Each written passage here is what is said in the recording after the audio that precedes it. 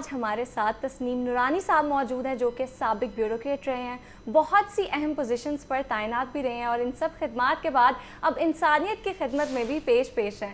انہوں نے ایک اہم فریضہ اٹھایا, معاشرے میں تعلیم کے میدان میں بہترین کام کرتے ہوئے دا نورانی فاؤنڈیشن کی بنیاد رکھی اور اس فاؤنڈیشن کے تحت طلباء کو بہترین تعلیمی سرگرمیوں اور سہولیات کے ساتھ ڈیجیٹل تقاضوں کے ساتھ ہم آہنگ کرنے کے لیے انقلابی اقدامات کر رہے ہیں. ہمارے لیے انتہائی قابل احترام تسنیم نورانی صاحب اسٹوڈیوز میں موجود ہیں. سب سے پہلے انہیں ویلکم کرتے ہیں. السلام علیکم, کیسے ہیں آپ؟ جی وعلیکم السلام, بڑی مہربانی آپ کی بلانے کے لیے. You welcome. سر بتائیں کیسی جا رہی ہے لائف, کیسے جا رہے ہیں روزے آپ کے؟ روزے الحمدللہ ٹھیک چل رہے ہیں اور لائف جو ہے وہ اللہ سے میں سمجھتا ہوں کہ جتنا شکر کرے اتنا اچھا ہے.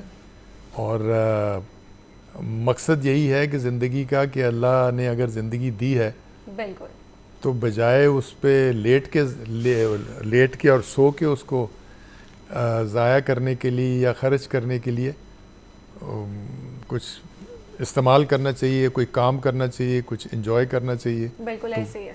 اچھا سب سے پہلے تو یہ بتائیں کہ آپ ٹاپ بیوروکریٹ رہے ہیں, تو ایک دم سے جو آپ سوشل ورک کی طرف آئے ہیں, اس لائن کی طرف آئے ہیں, یہ کیسے آپ کا شفٹ ہوا ہے, اس بارے میں تھوڑا سا بتائیں. دیکھیے بیوروکریسی بڑی بدنام ہے, مگر یہ ہے کہ بیوروکریسی میں آپ لوگوں سے ملتے ہیں, لوگوں کے کام کرتے ہیں, لوگوں کی یعنی خدمت کا موقع ہوتا ہے آپ کے پاس. کچھ کرتے ہیں کچھ نہیں کرتے, مگر یہ ہے کہ ساری زندگی آپ عوام کے ساتھ ملتے ہیں, ان کے مسائل سنتے ہیں, کسی کا مسئلہ حل ہوتا ہے یا نہیں ہوتا, تو اس وجہ سے ایک کمفرٹ لیول ہوتا ہے. یہ نہیں ہوتا کہ آپ ایک دیہات میں جائیں تو آپ کوئی بات نہیں کر سکتے لوگوں کے ساتھ, یا آپ کسی محلے میں جائیں تو کیونکہ آپ نے 23 سال کی عمر سے ہم نے جب اسسٹنٹ کمشنر تھے تب سے ہم نے یہ سارے جو ہے نا تعلقات اور رکھے ہوئے تھے, تو اس وجہ سے جو ہے وہ عوام کے ساتھ تعلق داری تو ایک بن جاتی ہے اور ایک کمفرٹ لیول ہو جاتا ہے. اور اس کے بعد پھر آپ سوچتے ہیں کہ بھئی اگر ریٹائرمنٹ کے بعد آپ نے کچھ نہیں کرنا تو اس کو ٹائم کو استعمال کرنا چاہیے. تو میں نے یہ سوچا کہ بھئی اگر یہ تعلیم کا ہمیشہ میں سیکٹری تعلیم بھی رہا پنجاب گورنمنٹ میں, میں کو 2 سال سیکٹری تعلیم رہا. اس وقت پنجاب گورنمنٹ کے پاس 55,000 اسکول ہوا کرتے تھے اور اس زمانے میں سارے محکمے کالج کے, اسکول کے اور یہ اسپیشل چلڈرن کے اور سارے اکٹھے ہوتے تھے. تو مجھے ہمیشہ یہ خواہش تھی کہ بھئی کوئی بھی قوم تعلیم کے بغیر آگے نہیں جا سکتی, اور پاکستان جو ہے وہ سب سے پیچھے رہ گیا ہے صرف اس وجہ سے کہ ہم نے تعلیم پہ توجہ نہیں دی.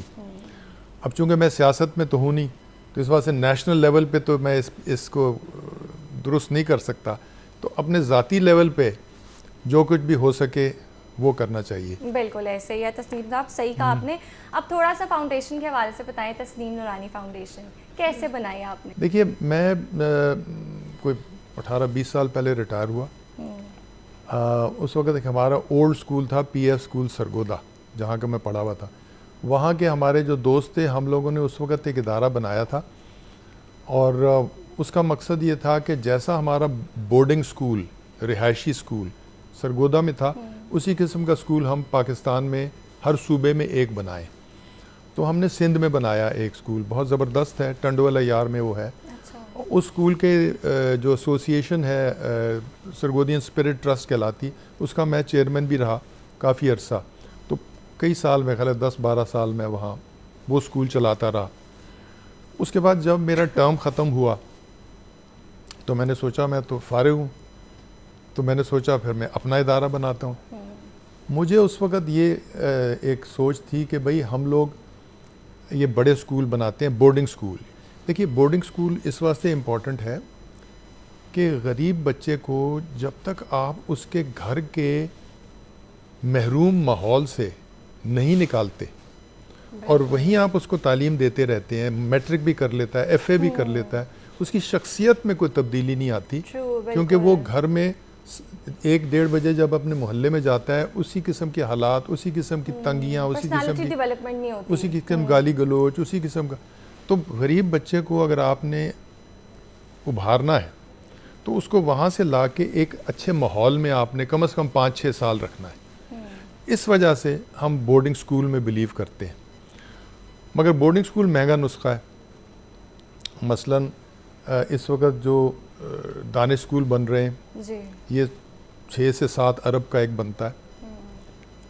اسی طرح حسن ابدال جو ہے وہاں پر ماشاءاللہ بڑا اچھا سکول ہے مگر 1 لاکھ 1.25 لاکھ روپیہ فیس ہے. اچھا انٹری بھی بڑی مشکل ہے مگر انٹری ہو بھی جائے تو عام آدمی افورڈ نہیں کر سکتا. تو میرا یہ کانسیپٹ تھا کہ بھئی کوئی ایسا سکول بنایا جائے جو اتنا وسیع نہ ہو, اتنا گرینڈ نہ ہو, مگر اس میں ساری وہ چیزیں ہوں جو کہ اچھے بورڈنگ سکول میں ہوتی ہیں. اور اس میں سپورٹس ہو ساری, اس میں قیام اور توام کا بندوبست زبردست ہو, اس میں ٹیچرز اچھے ہوں, اس میں کمپیوٹرز روبوٹکس ہوں. تو ہم نے پھر یہ سکول جو ہے فیصل آباد میں یہ کچھ 5 سال پہلے وہاں بنایا اور اس میں ہم نے